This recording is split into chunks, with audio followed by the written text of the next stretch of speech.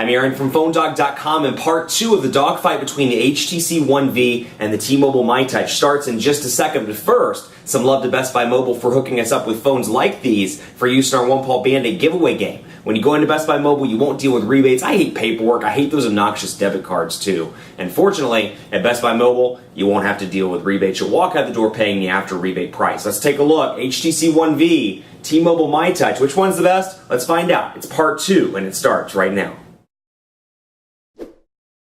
Start back into part 2 of a dogfight between two mid-range Android phones because, like I said in part 1, not everybody needs a high-end device. You know, Galaxy S3, 1X, even 1S, great for you, great for me, maybe not great for grandma, maybe not great for your dad that's just trying to get into tech for the first time, or even somebody that's just migrating up from a smartphone or from a basic feature phone. It's easy to migrate up. The challenge is for a lot of people paying $200 for a device they know they're not going to, at least get the full benefit out of.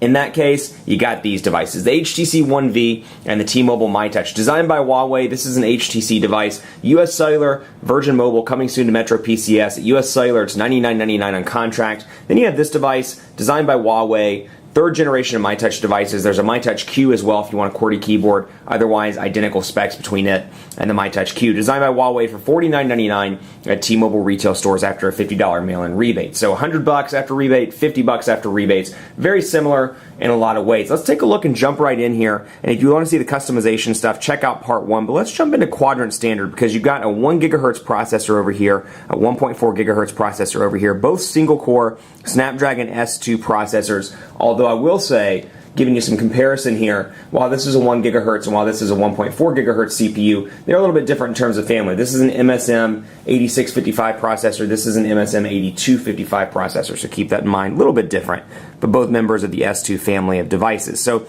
we're going to run the quadrant standard test on these right now. We'll talk a little bit about call quality. I've been really impressed with a couple of things on the HTC One V.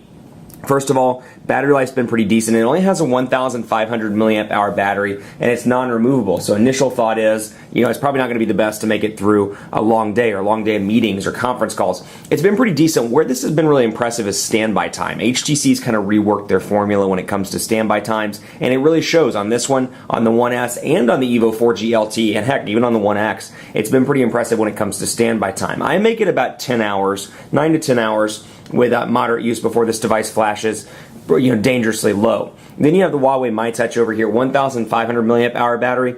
Been pretty disappointed with the overall battery life on this device, and forgive me, I'm struggling with I think I'm getting laryngitis or losing my voice, something like that, some weird sickness this Friday. But what I will say about this device, 1,500 milliamp hour removable battery. Battery life's not that great. I get about 7 hours with moderate use. That said, this thing charges like a beast. I've never seen a device charge this fast. It actually kind of rivals the iPhone in terms of quick charging. So if you're looking for a device, you're a road warrior, you need that quick charge, you rely on that, this might be a better device for you, but if you're okay with, shorter talk time, go with that one.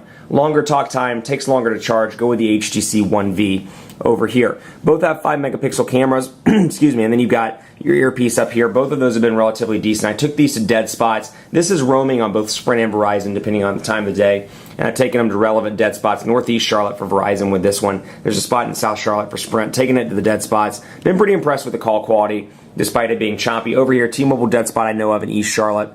And was, again, pretty impressed with both of these devices. The slight edge in call quality goes to the HTC One V. The earpiece is a little bit louder, but again, faster processor over here, and you get the Genius benefits, which we'll talk about in just a second. So network connection failed. Let's try running this again. There we go. Quadrant standard scores finally. Apparently US Cellular decided to shut down the demo line on this account, so that's why the data was not working as properly as I thought it should. So 1,999 over here. On this device, 1,936. So take quadrant standard with a grain of salt. It's not always indicative of day-to-day performance. That said, they're pretty close. They're pretty neck and neck. Slight edge to the HTC One V, despite having the slower processor, technically 1 gigahertz to 1.4 gigahertz, both of which are Snapdragon S2 CPUs. Let's also take a look at the camera on both of these devices. You've got 5 megapixel cameras, both with 720p HD video recording. We'll go over here to camera.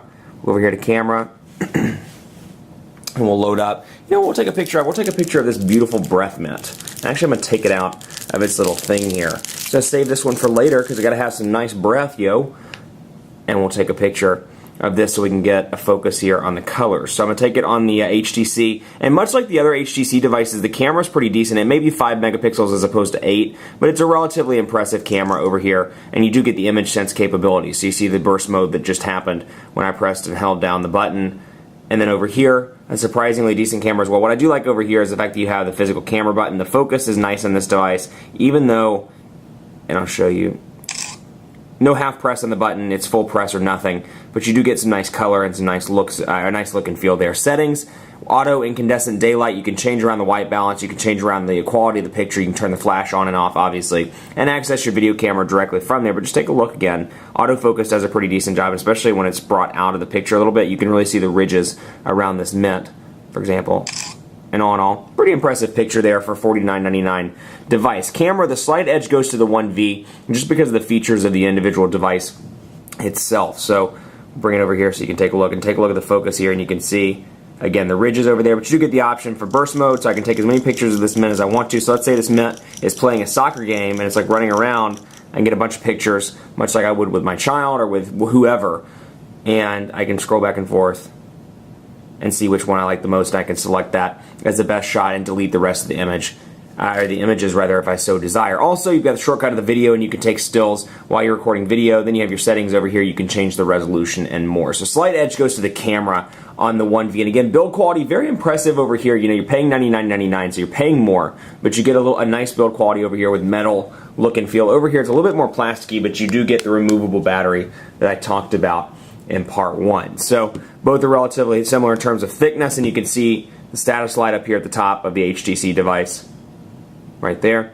Lights up the entire top. Kind of resembles an iPhone 4 prior to the change in terms of antenna look and feel. Kind of gives a resemblance to that. So don't tell Apple, they might sue HTC. But anyway, that's a joke. That's a joke, guys. I'm not dissing Apple or HTC. Just kidding. But you can see here, again, very similar in a lot of ways. The Genius button is definitely an advantage over the myTouch, or over the One V rather, with the myTouch device. You do get this, and we'll skip this. We'll say, please wait. Let's wait for it to activate all the contacts from my library, and we'll say something like, you know what? We'll say something like, call 611. 611 calling. And so this is great because I'm a huge advocate against text messaging or otherwise using your phone while your eyes are supposed to be on the road. The Genius button is a great option for that because you can press and hold and say something like that. Call 6112. And it seems to be a relatively decent option. Watch it not work this time, but you get what I'm saying. It's relatively decent for sending text messages while on the go, or perhaps you don't want to look down. It's a great option, and it gives you some nice search choices as well. Browser, phonedog.com on both of these devices. This is an HSPA Plus device. This is only a 3G device on CDMA carriers in the States, but we'll take a look at phonedog.com and load it up. I'll load up PhoneDog over here as well so you can see what the browser looks like on both of these. PhoneDog. Okay, come on, PhoneDog. Come on. Sometimes I think faster than these devices. PhoneDog.com. Instead of just clicking there in the search, wait for it to load up. And you can see kind of a color difference as well based on the displays here. And again, pinch to zoom, relatively responsive over here, just a 1 gigahertz processor, but portrait to landscape transitions reasonably fast with a nice screen effect. Again, keep in mind you get Android 4.0 out of the gate on this device. Over here, Android 2.3.6, but you do get a nice little custom user interface tweak there that Huawei's designed, where it's like it goes to the end of the page and it's like, whoa, page went too far, and it kind of automatically switches it back. That's a cute little thing that I noticed when I was doing the initial review. But you got your menu button down here, home, back, and Genius capacitive buttons with your shortcut to Windows, where you can see PhoneDog is loaded up right there. Up here, you've got your tabs. You can press there, and I'll see a preview of where I left off. I can open up a new tab.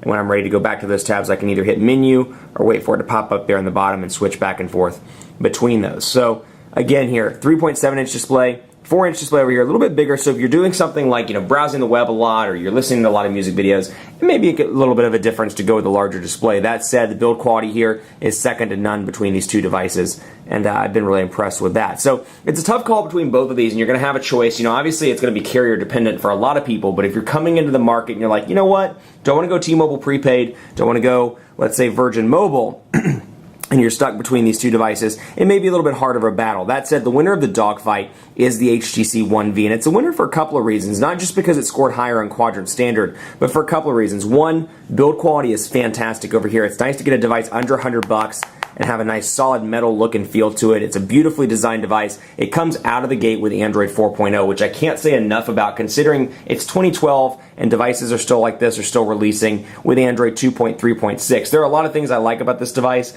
but that's pretty unacceptable to me that in 2012 we're still releasing gingerbread when not only ice cream sandwiches come out, but jelly beans even been released. This is pretty unacceptable at this point. Nothing should be releasing with gingerbread at this time. So you get ice cream sandwich out of the gate and you get Sense 4. Now granted, it's a watered down version of Sense 4, but you still get HTC's kind of flagship user interface experience on a device that's $100. I feel like they took this device, they're like, hey, you know what? It doesn't have the specs or the processing power as the 1S or the 1X. Excuse me. That said, it's a pretty impressive device. We want to give it everything that we gave the 1S and the 1X, at least as much as possible, as much as we can. And that's the design language that I feel like HTC's done here, and that's what the image or the idea that I get when I take a look at this device. Camera's better over here, as well as standby time. So both are great devices, though. If you're on T-Mobile, I'm pretty impressed with the Genius button. Always enjoy that in the myTouch series. I think you'll be fine with either one of these devices. But just in terms of a dogfight winner, it goes to the HTC One V. And then there's an HSPA Plus speed test that I wanted to run in the background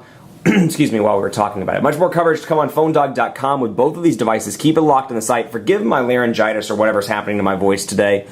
Videos don't stop. We love doing videos, and so regardless of whether I have a voice or not, I always want to give you the latest and greatest when it comes to mobile videos. Keep it locked on the site for PhoneDog.com or at PhoneDog.com for continuing coverage. Be sure to like us on Facebook, Facebook.com/PhoneDog. Let me know what you think of these devices. If you like the One V more, you like the myTouch more, let me know.